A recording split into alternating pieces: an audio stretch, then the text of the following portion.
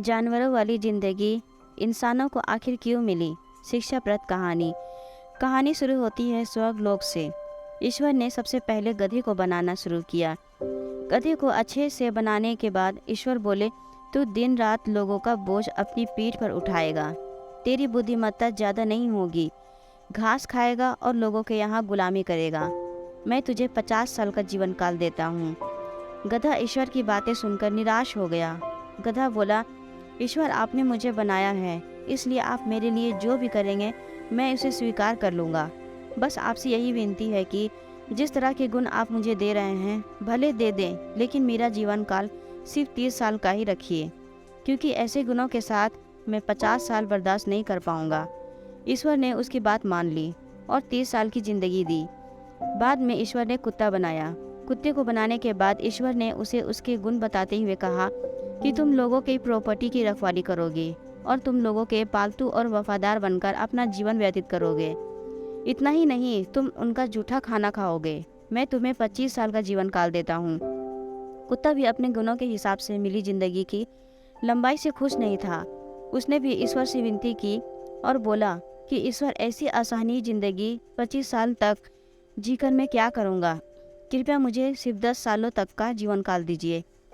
कुत्ते की बात मानते हुए ईश्वर ने उसका जीवन काल 10 सालों का कर दिया।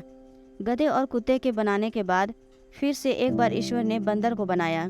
बंदर को बनाने के बाद ईश्वर ने उसे कहा कि तुम हमेशा उछल कूद करते रहोगे, एक जगह से दूसरी जगह, एक झाड़ से दूसरे झाड़ कूदते रहोगे और तुम मूर्खों की तरह बर्ताव करोगे, जिसे देखकर लोगों का मनोरंजन होगा।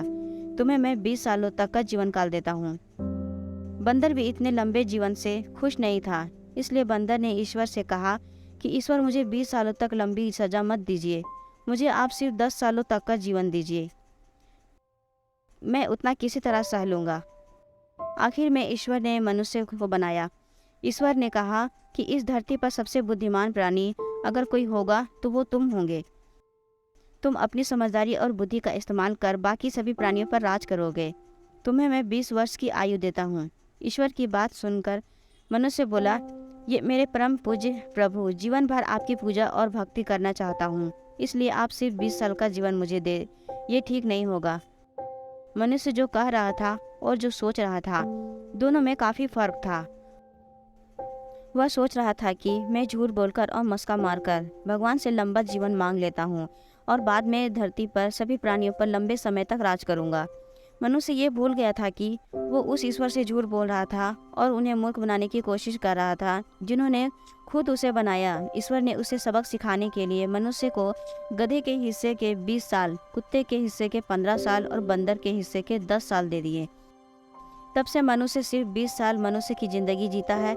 बाद में उसकी शादी होती है और उसे गधे की तरह काम करते, अपनी फैमिली का बोझा ढोते हुए जीना पड़ता है। बच्चे होने के बाद उसका जीवन कुत्ते जैसा हो जाता है। वो अपने बच्चों की रखवाली करता है, संपत्ति और प्रॉपर्टी की रखवाली करता है, जो अपने बाल बच्चों को देकर जाता है।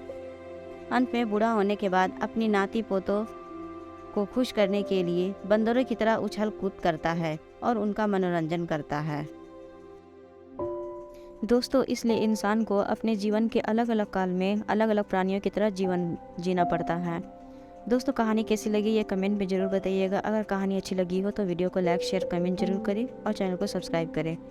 कहानी सुनने के लिए आपका बहुत बहुत धन्यवाद।